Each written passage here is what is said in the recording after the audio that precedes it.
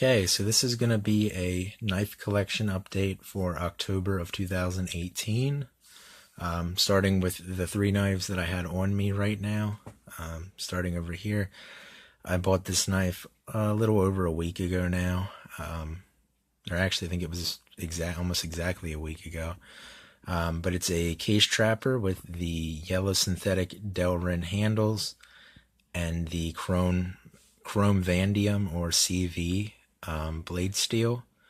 These blades seem to hold an edge longer than the surgical True Sharp stainless, and they're not stainless steel, so the blades will stain and they will rust if you don't take care of them. You can see that these blades are stained a little bit. That's because I've been using this knife to eat apples on my lunch break at work. But yeah, I basically bought this knife because I wanted to have a case trapper that I wasn't afraid to carry with me. I wasn't afraid of it getting messed up because the bone handles are pretty or anything. So I bought this because it's got the yellow synthetic handles and I don't really care if it gets scratched up. And the CV is a much better steel for a knife that you're actually going to use. You don't care if it stays pretty forever and everything. As you can see, the nickel silver bolsters are scratched up and stuff. But yeah, I've been carrying this for almost a week now and I really like this knife. So yeah, that's that knife.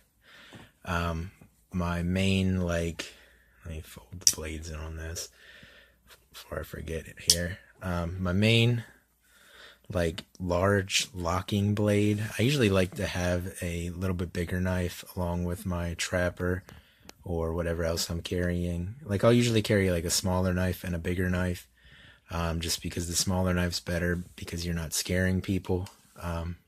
And the bigger knife's better for actual work. But anyway, this is the Spyderco Resilience. This is the larger of their Chinese-made budget knives.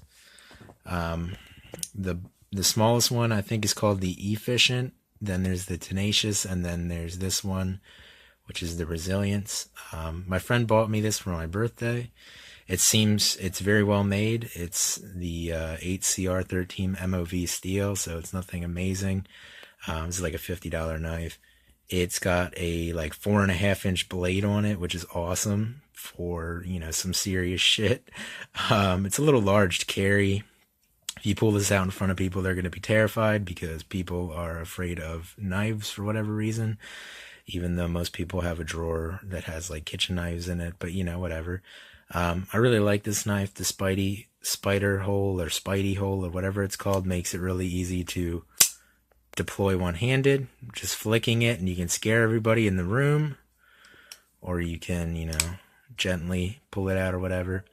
I haven't done a review on this yet because I'm not quite done carrying it and using it before I do that.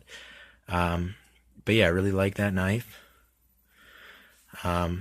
This I just bought 2 or 3 days ago, and the reason I bought this was just to have a little pair of scissors. And this is a Victorinox Swiss Army knife. I think this model is the Classic SD or whatever. I'm not really sure exactly what the name is. It's something like that, but it's got scissors. It's got a little knife blade that's pretty useless. A nail file, which also has something on the end of it that you could probably use as a flathead screwdriver. It's got a toothpick and a pair of tweezers too. So it's a really useful little knife that you could carry every day. Yeah. Okay, and then this is what I've been storing the knives in here. I gotta be careful not to cut myself, but I've been storing them in these fishing containers. I think they're made for fishing lures and stuff like that. But I found that they work really well for knives. So these are what I've been storing my knives in, so they stay organized and all in one place and everything. I opened up all the blades so that we can see the blades, because otherwise I wouldn't be able to open it on the camera here, because I'm using my phone and holding it in one hand and using my other hand to pick up the knives. So yeah, starting over here, this is a Rough Rider trapper. This is a Chinese made knife that I got off Amazon for $12. It's trapper pattern, so it's got the clip point and the spade blade. The handle scales or covers seem to be made out of real bone, and it's dyed purple. Purple is my favorite color.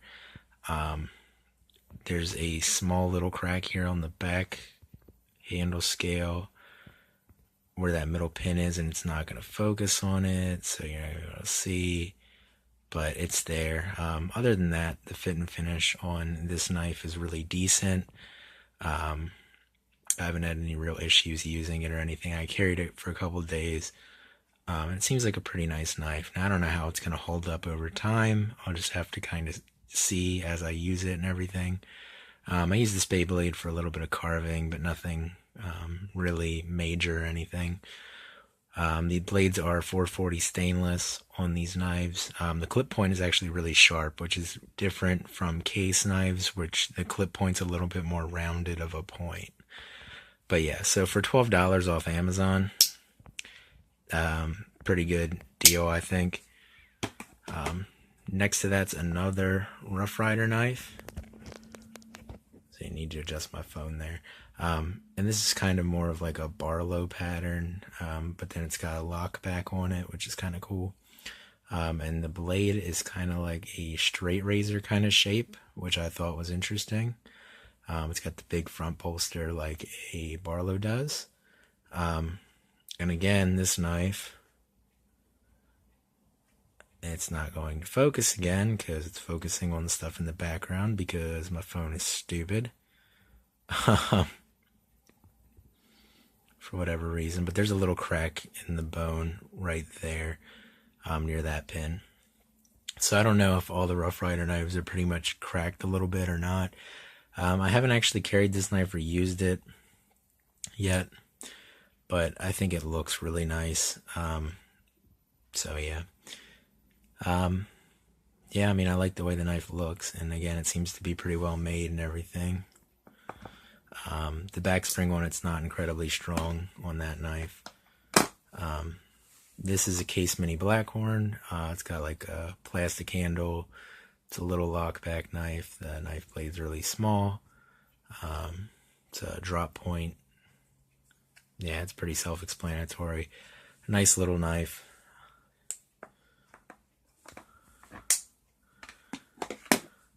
I have my purple Kershaw Shuffle here. This is the purple with the black wash blades. Got this one off Amazon for like, I think it's like $12 with free shipping and everything. You know, pretty decent knife for that price. The steel is 8CR13 MOV. You know, pretty basic Chinese steel.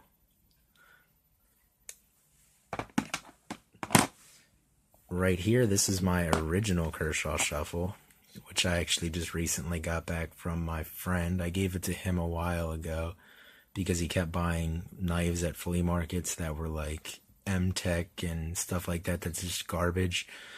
So I gave him this a while ago because it's a pretty decent knife. But then I asked for it back and he gave it back to me, which is nice of him. But he has a Spyderco Tenacious now, and he has an Opinel number 10 now, so he doesn't really need this little knife anymore. And this was my first like real knife purchase for myself, so kind of nice to have it back.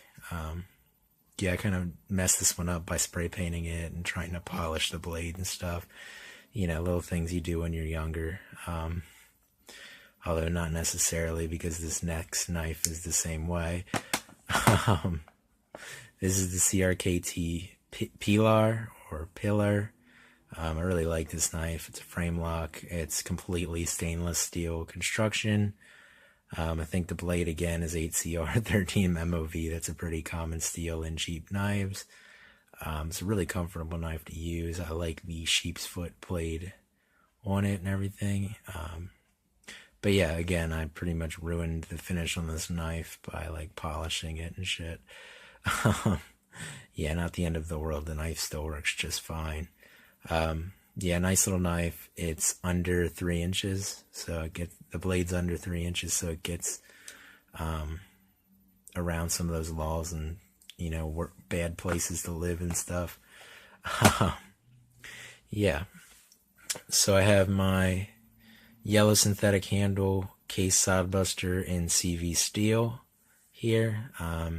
I've done tons of videos on case sodbusters. It's just a full-size single blade slip joint knife. Really like them. I have a Benchmade 300-1. I think the -1 is the blue and the black grips here. G10. This knife was my first, this knife was $150. This is still my most expensive knife I own. The pocket clip fell off of it a while ago, and at the time I wasn't using pocket clips anyway, so I didn't bother trying to fix it or anything. And I don't know where that's at now, so I don't have a pocket clip on this. The flipper and the access lock make this very easy to flip and close one-handed, which is awesome. Yeah, the 154 CM is a pain in the ass to sharpen compared to all these other blade steels, but oh well. This is my Opinel number 8. It's a really nice knife for $14 or $15, whatever I paid for it, something like that. It's carbon steel blade, so it's gonna rust and stain and everything, just like the CV steel on the cases, although this seems to rust faster. The wooden handle is comfortable. The only thing is, when you get this knife wet, or if it's really humid out, it's really hard to open because of moisture swelling the wood. Yeah. So that's that box. I'm gonna transition to the next box now.